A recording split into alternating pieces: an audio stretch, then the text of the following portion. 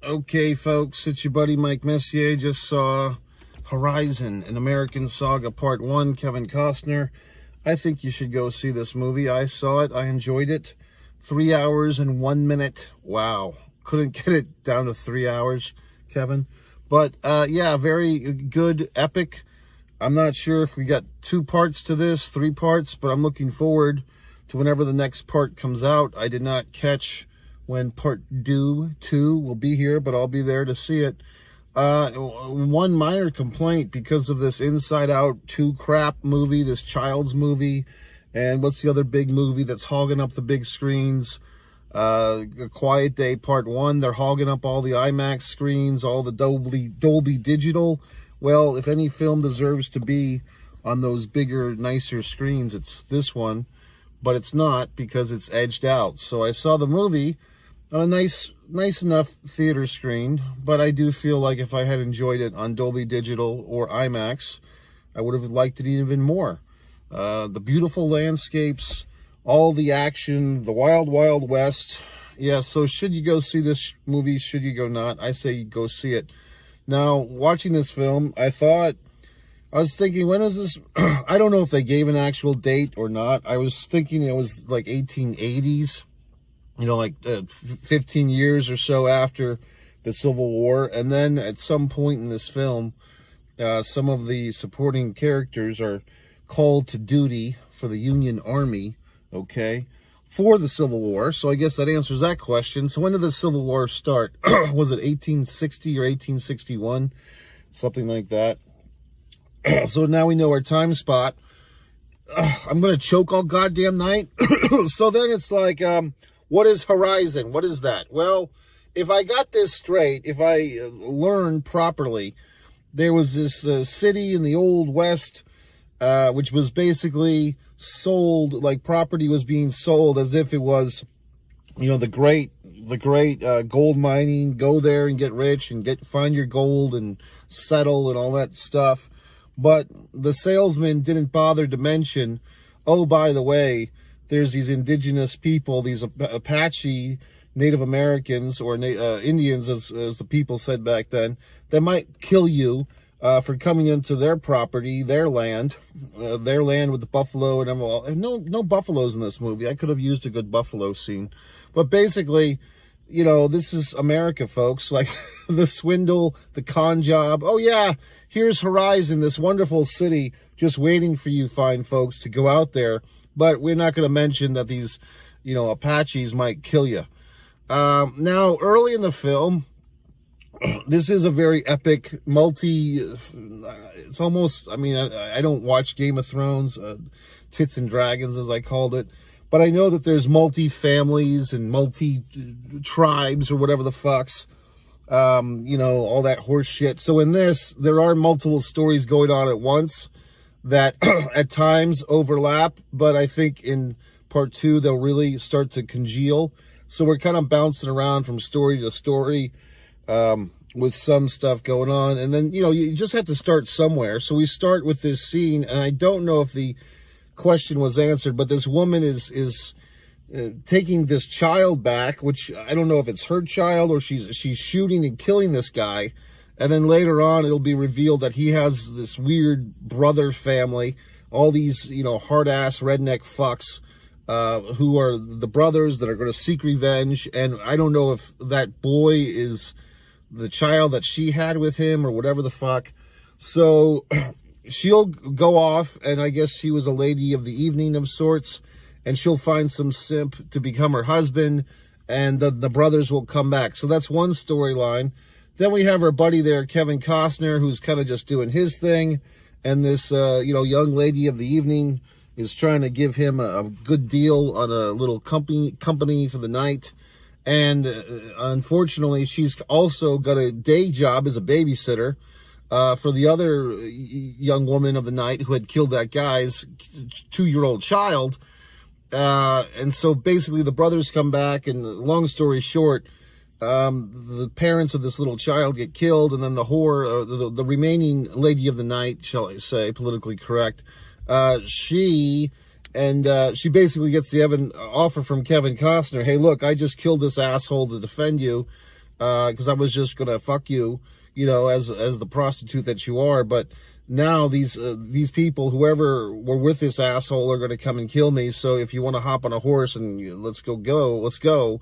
And she does go. So we have a little bit of that, a little bit of this. All these other stories going on. Sienna Miller is in this thing. Yeah, early in the film, there's this very wonderful face that this lady has. There's this big, you know, blood slaughter scene. And I was actually surprised, you know, I mean, to be honest with you, because I'm watching this, I'm like, oh, wow, the Native Americans or the indigenous people, they're kind of the aggressors in this scene. They're attacking all these Caucasians and one man of color, and they're attacking all these people and killing children and killing women and burning stuff and all this horse shit. And it's like, oh, but the Native Americans are being portrayed as like aggressive. Am I in the right decade? Is this John Wayne? Is this 1955? You know what I mean? Like, I was actually kind of shocked. Like this is cowboys and Indians, and the Indians are the bad guys for a scene. You know, but that's good old Kevin Costner. He'll figure it out, because, you know, what we do learn, and what, if you have half a brain, you know that, you know, two tribes go to war, you can only hope to score.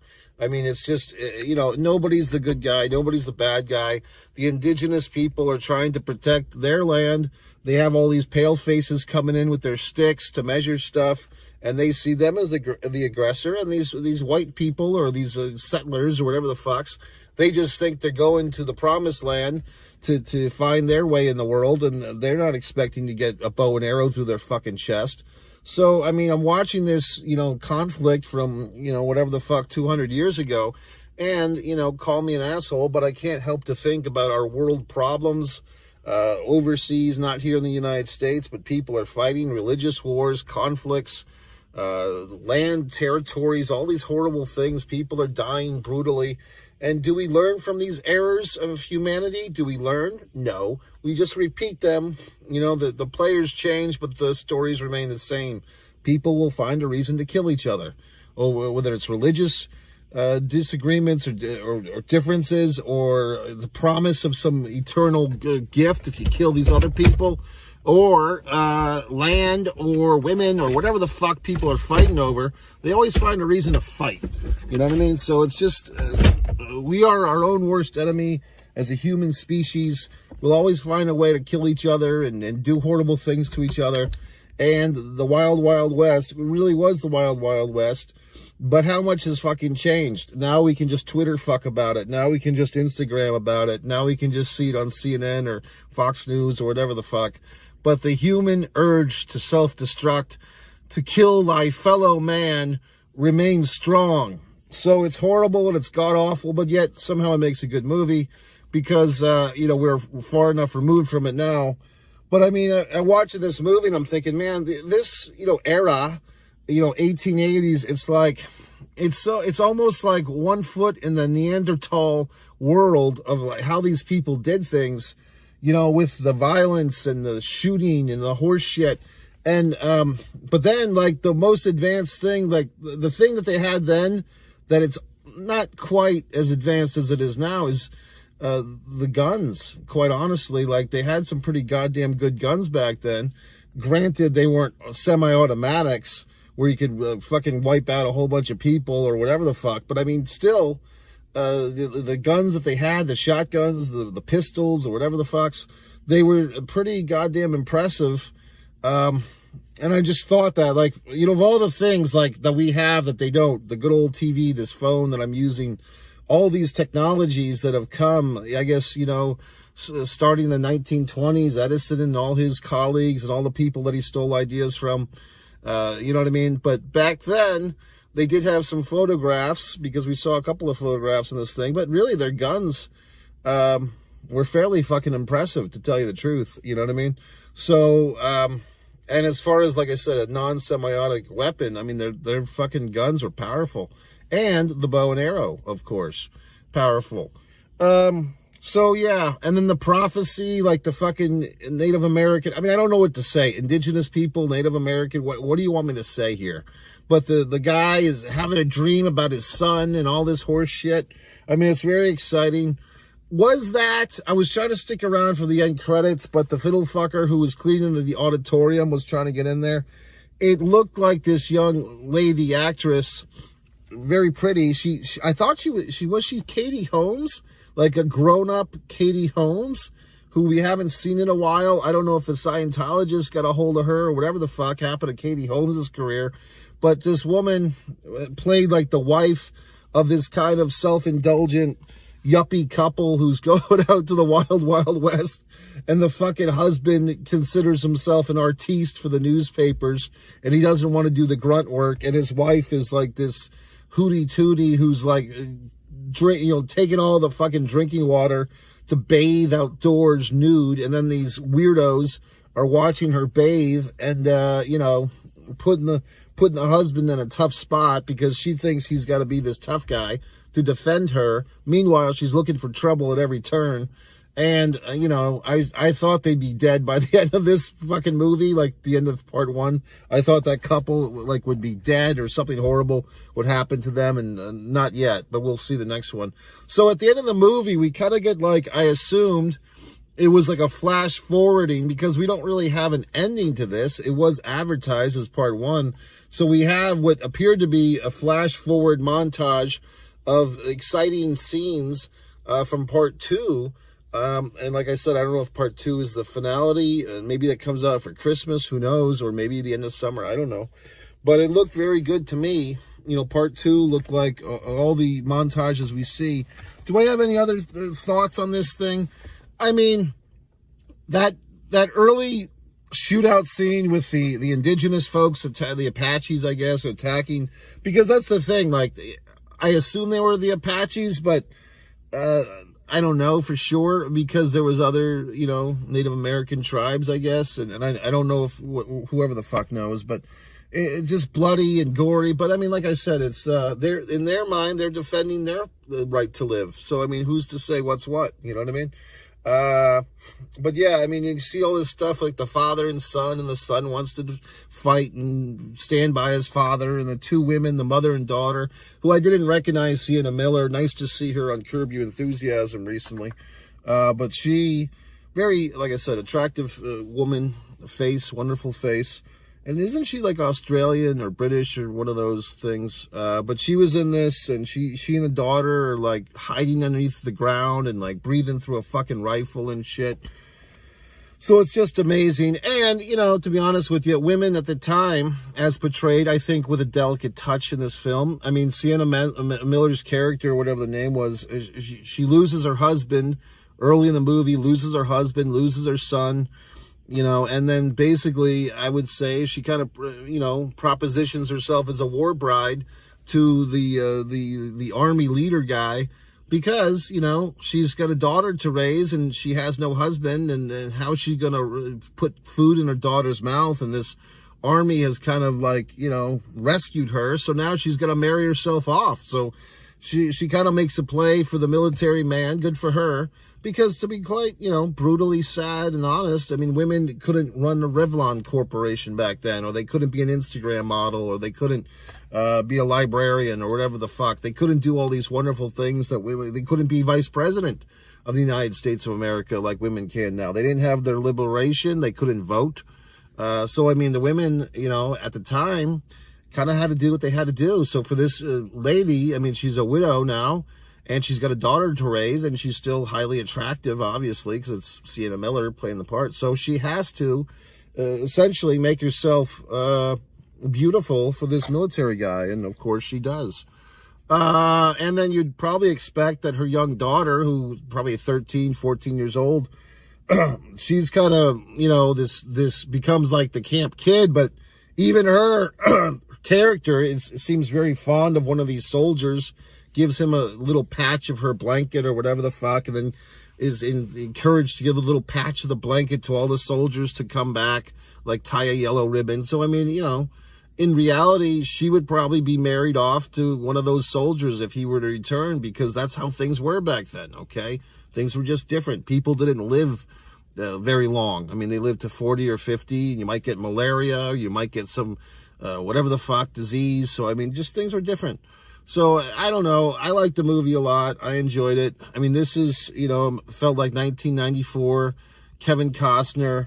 I mean, it's just like the guy went in a fucking time machine and went back to his prime time, his Bull Durham, his Build It If You Will Come, or Come If You Will Build It, Field of Dreams, Dances with Wolves, whatever the fuck else. I mean, just Kevin Costner at one time, folks, he kind of had that spot, like the Tom Hanks spot, or I don't want to say Tom Cruise. Tom Cruise is kind of at a different level in a sense.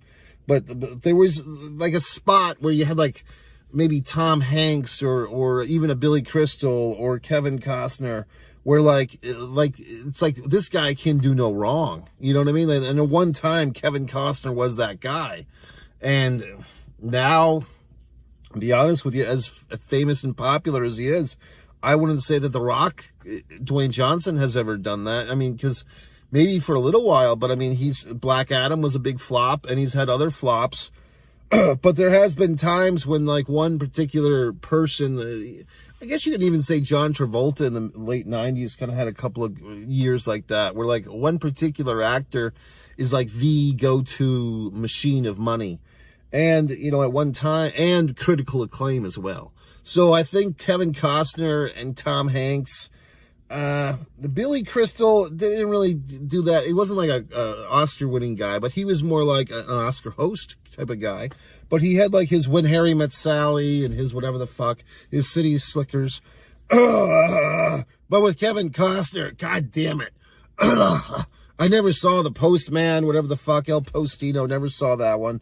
But Dances with Wolves and all this horse shit. I mean, it's just nice to see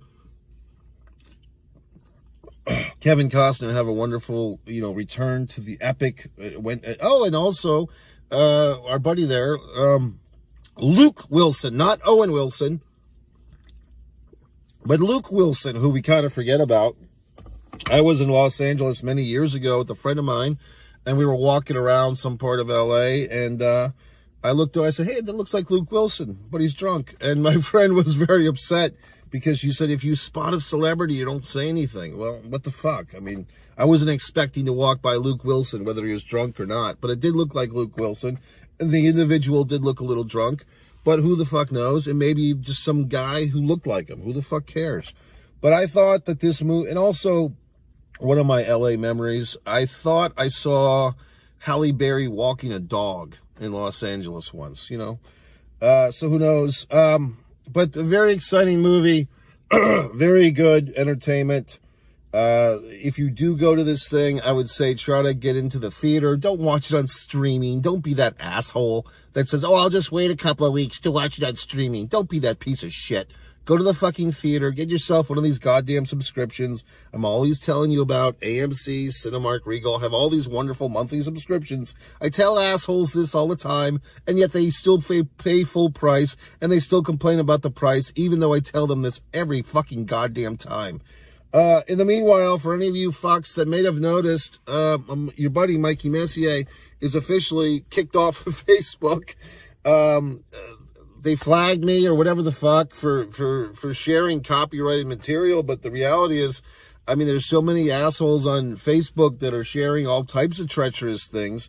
You know what I mean? So, I mean, sometimes I do these little Facebook shorts using music that Facebook puts in there. Sometimes I'll copy and paste a link. But, I don't know what the fuck they're talking about because I was certainly not profiting from anyone else's material. But usually I'm just streaming my own shit, not somebody else's shit. So I don't know. I don't know what the fuck their problem is. But for the time being, all 3,500 of my Facebook friends might be wondering, well, gee whiz, what happened to your buddy Mike Messier? Well, here the fuck I am. You can tell people if you happen to be one of the inside elite who know me and know these people, and they say, well, gee whiz, what happened to Mike Messier? You say, well, gee whiz, he's fine. Just Facebook fucked him in the ass. That's all. So anyway, folks, it's your buddy Mike Messier. One Man in the Camera Films is my wonderful YouTube channel for my films. One Artist, Mike Messier, for my wonderful art. Fighter Play Basketball, my award, well, it's not an award-winning novel, but my wonderful novel. Stick Man recently won a nice comedy award from the Alternative Film Festival. And this channel is one Mike Messier. So go to MikeMessier.com. All the hyperlinks are there. Scroll to the bottom, buy one of my books, and that's it. So yeah, go